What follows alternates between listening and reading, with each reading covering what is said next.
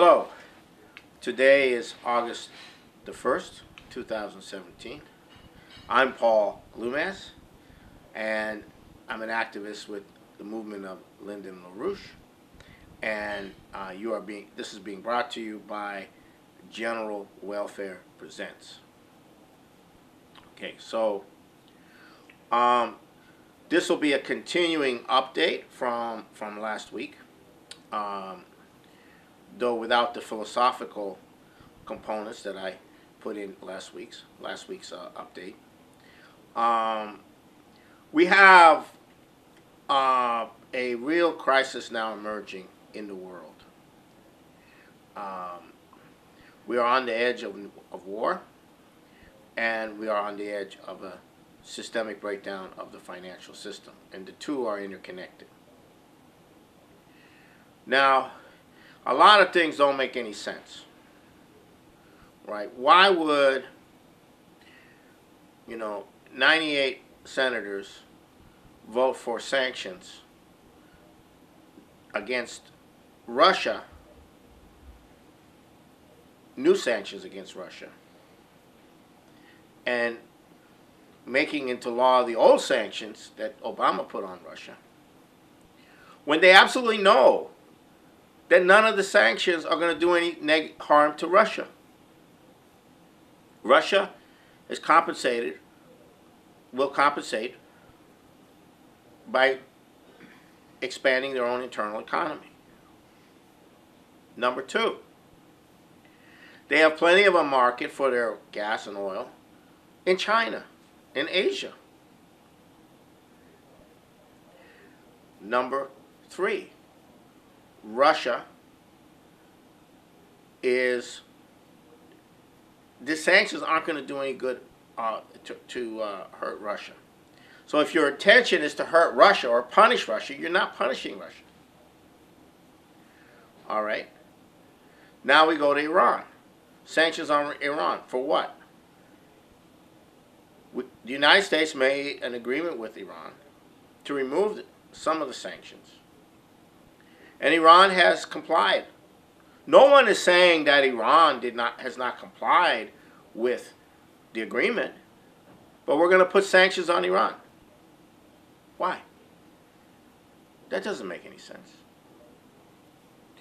Oh, and we're going to put sanctions on North Korea and countries that do business with North Korea. Right. That's not going to do any good. Is that going to change North Korea's behavior? No.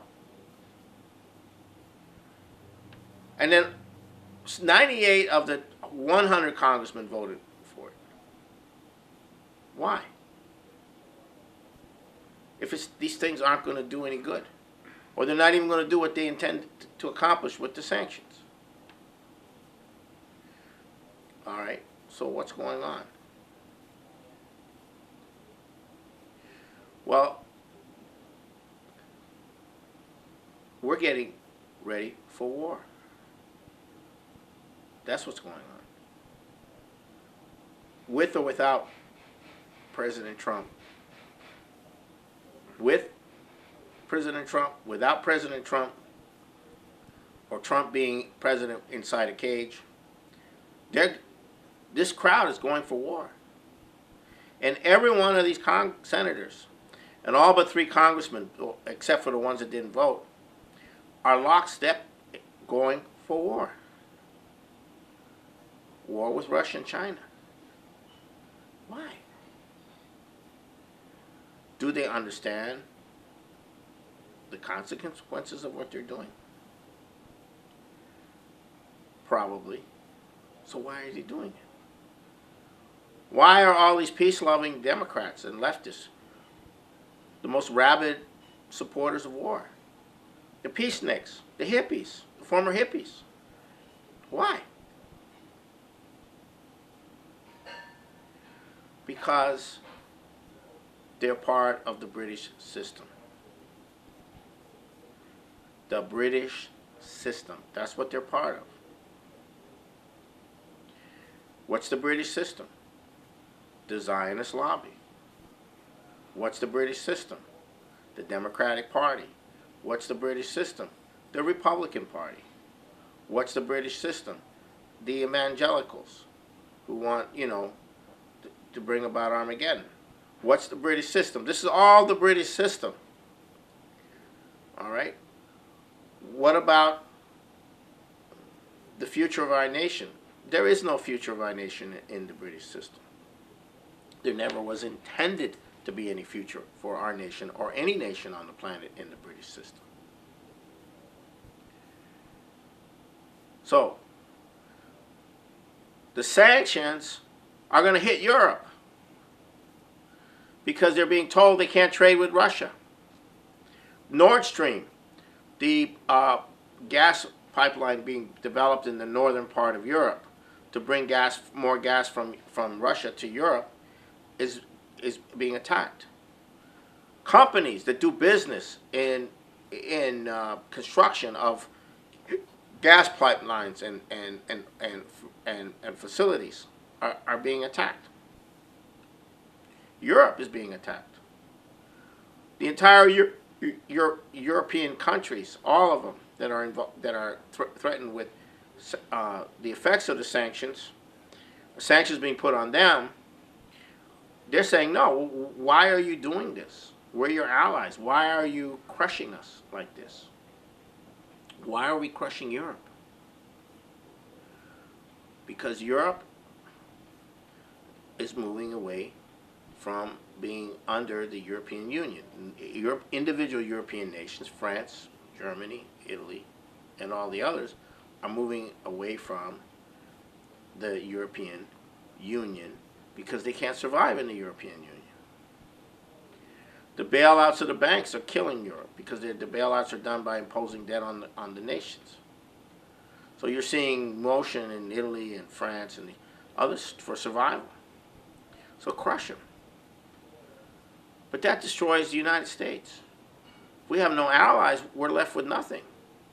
If Europe starts to work with Russia instead of the United States and then put sanctions back on the United States, isn't that stupid? We're setting into motion a reaction from Europe that will destroy our relationship to Europe. Does that make any sense? Is that national policy right now? Is that what Congress really wants? Yes, that is what Congress really wants. Does Congress really want to destroy the United States? Yes, they do want to destroy the United States. Why do they want to destroy the United States? Because they don't live in the United States. They don't live in their mind in the United States. They live in their mind somewhere else. They live in the British system. What's the British system? LBGT. What's the British system? George Soros. What's the British system? Free market forever. Doesn't matter. Bail out the banks. What's the British system? No infrastructure. What's the British system? Drug the population to death and make money off of the drug trade. What's the British system? Financial speculation. What's the British system? Kill the population. That's the British system. And that's what is that where the congressmen are? Yes, they don't live in America. They live in the British system. They make their money in the British system. They get ahead through the British system. The British system is the FBI. So people got pissed off at the British system, the so-called basket of deplorables, and they voted Trump in. And what about the basket of deplorables? Well, they're the ones essentially rejecting the British system. Just like Europeans are starting to reject the British system. Just like most of Asia is now rejecting the British system. Just like all of Africa is starting to reject the British system. And also a lot of nations in the Middle East that were under the control of the Saudis and the United States and so forth and so on, they're breaking from the British system. But our congressmen, they live in the British system. They have the pictures of themselves in various compromising positions as part of the British system. Blackmail. Their culture is the British system. The entertainment culture is the British system. The mass media is the British system. How many Americans know about the transformative process that's going on around the world in the One Belt, One Road? Very few Americans know. It's the British system. The British system is we don't tell you what's going on in the world. We tell you what's going on in the British system. What's going on in the British system is we're all powerful. We rule the world. We're exceptional. The British system is we have to stop Russia. We have to stop China because they're threatening the British system. Is that the American system? No, that's not the American system of the Founding Fathers. That's not the American system of Lincoln or John Quincy Adams or Franklin Delano Roosevelt or Kennedy or even Eisenhower. It's not the American system. It's the British system. And nothing good will come in America unless you crush the British system. So, what is Congress defending? It's not defending the United States. It's not acting rational. It's defending the British system. It's defending what Angela Merkel or Obama called our values. Why was Obama so loved by the Republicans and the Democrats? Because he was the British system. And no one expected Hillary to lose, and she did. And so the British system is moving to take over Trump or get rid of him or kill him or whatever. And the only people that Trump can rely on, if he can rely on them at all, is the massive unrest among the population that voted for him. So they passed this bill. And now if he wants to remove the sanctions that are being imposed, he's got to go through a whole series of measures. And they can use that to go against him. Because people have been conditioned or brainwashed to think in a certain way in the British system. That Russia's the enemy and what have you. Now, veterans intelligence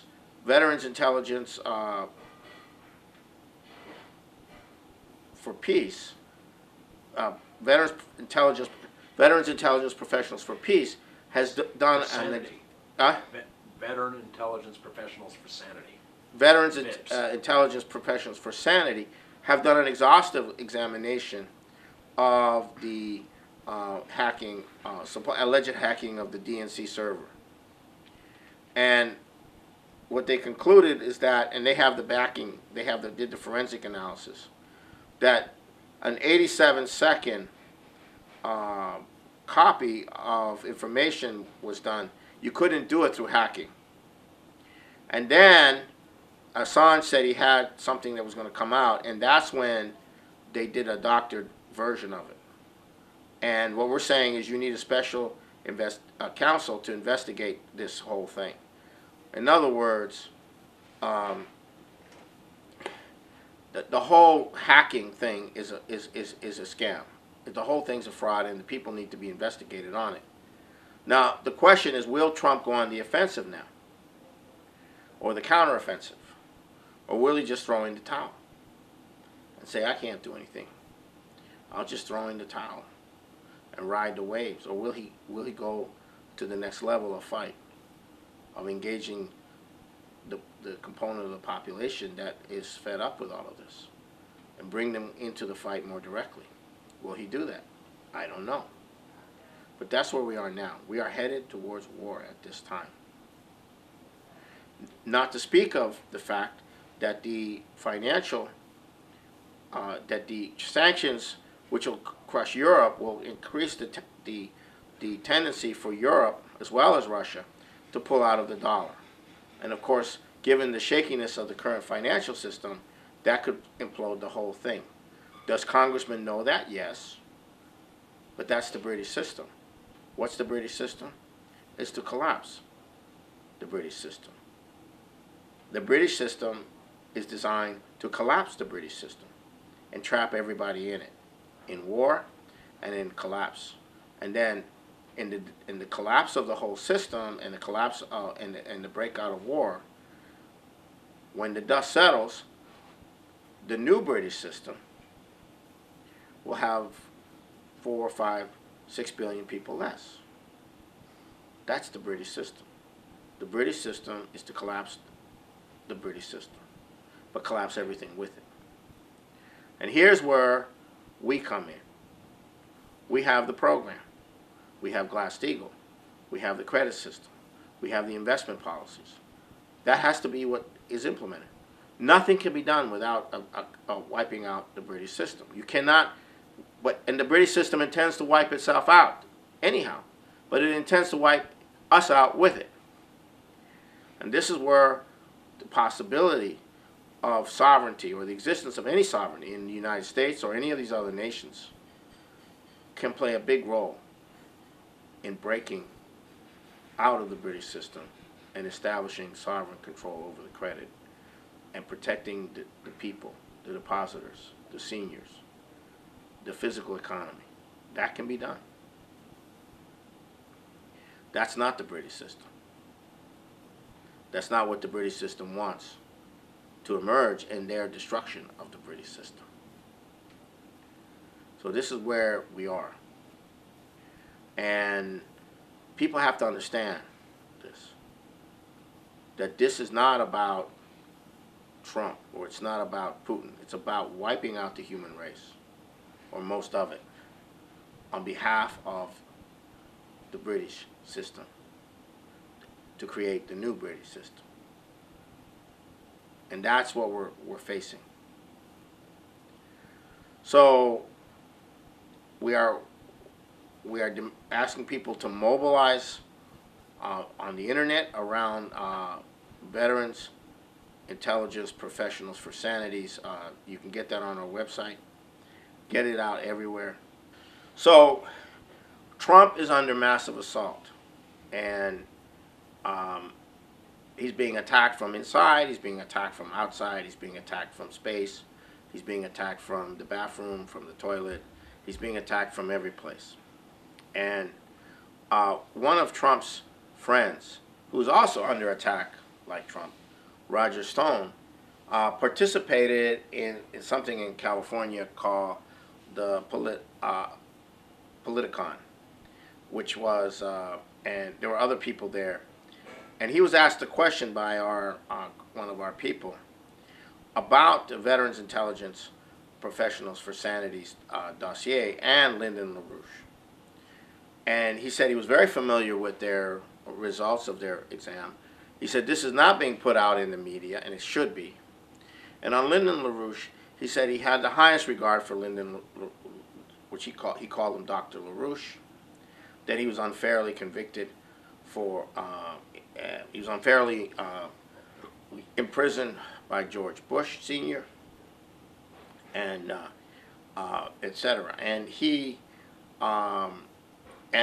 agrees that we should have there should be a special counsel put up to investigate all of this. Now, I'm saying this because the idea is to create ideas and impressions for how Trump can counterattack. Trump needs to counterattack, and he needs to counterattack. He needs to counterattack on the legal front. He needs to counterattack on the economic front. He needs to prepare for counterattacking with Glass-Steagall. But right now, his position is not the best. And what's going on is that he's being dragged along with a war policy. It's not his policy, but he's being dragged along by the Nikki Haley's and the McMasters and the media and Mnuchin and Wall Street, etc. Now you have to understand, we are entering an existential crisis. There's massive discussion in the banking community of Europe on whether to establish procedures for any bank that is in deep trouble to freeze depositors' accounts from anywhere to 5 to 20 days, or freeze them with some accessibility, like $100 a day or $200 a day or something like that. This discussion is going on right now in Europe. Why is this discussion going on in Europe among the national economies and the banking sector of Europe? It's because they're seeing this whole thing starting to go. And the question is, how do you keep the banks open? Well, their way of keeping the banks open is to shut down depositors. Our way is to protect the depositors and shut down the financial speculators. Wipe out Wall Street, wipe out the City of London, but protect the depositors. This is where we are now. We're coming to that kind of world where it's either going to go one way or another. And we want all of you listening to this to become active with us, to join us. Go to the website at LaRouchePAC.com and participate in this mobilization. Trump has no other recourse but to go to the people who voted for him, to go to the people waiting for orders to come from the president for action. And that is where the situation is right now. So I'm going to conclude this presentation now with a few paragraphs from a article written by Lyndon LaRouche back in December 2006, just before the crisis of 2007, 2008. And it was called "What the Congress Needs to Learn, the Lost Art of Capital Budget." And I'll read you the introductory paragraphs. Since that notorious uproar of 1968, which erupted in Europe as in the Americas, the mayfly passions of the upper 20 percentile of today's reigning white-collar baby boomer generation are frequently expressed as a loss of the desire for the practice of long-term marriages, a loss of caring for the prospects for younger generations, and a loss of any interest in investment in the future of the physical economy of our other nations, or even our own. Hence, since that generation dominates our Senate and also much of our House of Representatives, our Congress had, in the main, lately misplaced the pivotal conception on which the future existence of our nation now depends: the concept of the capital budget. This now must be changed. We have been lost in a sense of the meaning of indispensable capital investment in the physical conditions of progress. It means a loss of the meaning of the investment required not only to rescue the USA, but to secure the civilized future existence of the world as a whole. Some among you are perhaps angered by my saying this. Think carefully. Witness the ration of members of the U.S. Congress who count every budgeted dollar of public expenditure and outlays, which must be balanced by current tax receipts. From the standpoint of any competent economist, that policy is, in effect, the practice of ruinous, sheer, inhuman recklessness in economic policy of practice.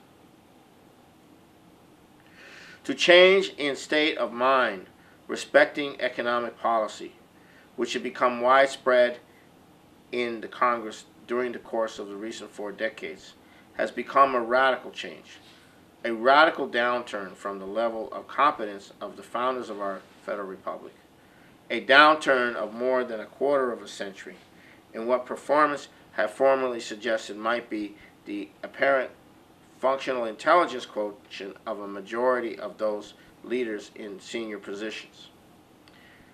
This was in effect shaped, to a large degree, by the stratum from among the typically university-oriented baby boomers of 1968, which had launched a virtual state of class warfare, warfare of white-collar against blue-collar. They were more and more against farmers, industrial operatives, and physical science-based professionals. Many among them were even against anything that represented technological progress in production and infrastructure. That cultural paradigm shift, expressed by the 68ers, became the cultural matrix which has dominated the downward shift in values over more than a quarter of a century to date. So this was written 11 years ago, almost 11 years ago. And that is where we are. Much further later, much worse than when he wrote this. So we cannot avoid a crisis, and we will not avoid a crisis. And those things that must emerge, and will most likely only emerge in a time of crisis.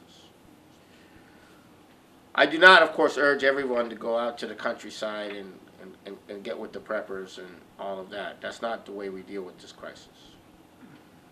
We have a president under siege,